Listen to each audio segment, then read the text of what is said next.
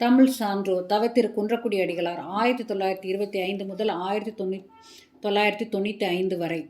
இயற்பெயர் ராமலிங்க பிள்ளை. தந்தையார் சீனிவாசம் பிள்ளை, தாயார் சொன்னத்தாச்சி. பிறந்த இடம் பழைய தஞ்சாவூரில் உள்ள மயிலாடுதுறையை அடுத்துள்ள திருவாலப்புத்தூருக்கு அருகிலுள்ள நடுத்திட்டு. பெற்றோர் விட்ட பெயர் அரங்கநாதன். பள்ளியின் போதே வழக்கறிஞரும் தமிழ் பேராசிரியருமான ராபி சேதுப்பிள்ளையின் அவர்களிடம் திருக்குறள் ஒப்புவிக்கும் பழக்கத்தை கொண்டிருந்தார். இதேபோல தீண்டாமை விளக்கு உணர்வும் மனிதநேய பண்பும் குறிக்கோள்களாக பதிய காரணமானவர் இவருக்கு விபுலானந்த அடிகளார் ஆவார். பள்ளி இறுதி வகுப்பு வரை படித்த அரங்கநாதன் தருமபுரி ஆதீனத்தின் கணக்கர் வேலை இருப்பதை அறிந்து 1944ஆம் ஆண்டு அப்பணியில் சேர்ந்தார். 45 முதல் 48 கால இடைவெளியில் முறைப்படி தமிழ் கற்று வித்துவான் ஆனதும் அங்கேதான். அத்திருமடத்தின் 25வது பட்டமாக வீட்டிருந்த தவத்திரு சுப்பிரமணிய தேசிய ஞான சம்பந்த பரமாச்சாரிய சுவாமிகள் அரங்கநாதனை தெருவுக்குட்படுத்தி கந்தசாமி தம்பிபிரான் ஆக்கினார்கள். 1945 முதல் தர்மபுரி ஆதீனம் 25வது குரு மகா சன்னிதானம் கையிலே குருமணி அவர்களிடம் கந்தசாமி தம்பிபிரான் என்ற தீட்சா நாமத்துடன் தம்பிபிரானாக ஆகி சமயம் தொடர்பான பல பணிகளை திறம்பட ஆற்றினார்.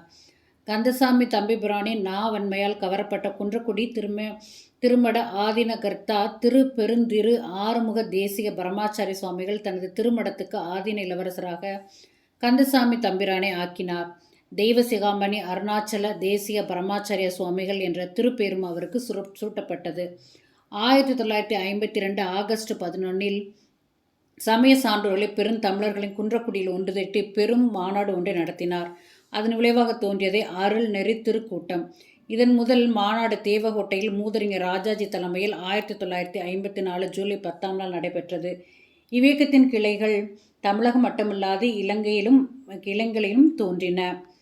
இவருடைய நூற்றாண்டு விழா தவத்திரு குன்றக்குடியில் நூற்றாண்டு விழா சிவகங்கை மாவட்டத்தில் அரசு விழாவாக கொண்டாடப்படும் என்று தமிழ்நாடு அரசு வளர்ச்சி செய்தித்துறை அமைச்சர் சட்டமன்றத்தில் தெரிவித்துள்ளார். இவருடைய சிறப்புகள்: சிவன் கோயில் தேவாரமும் திருவாசமும் ஓதி தமிழில் அர்ச்சனை செய்ய வேண்டும் என்ற கோரிக்கை விடுத்ததுடன் அதனை செயல்படுத்த முனைந்தார்.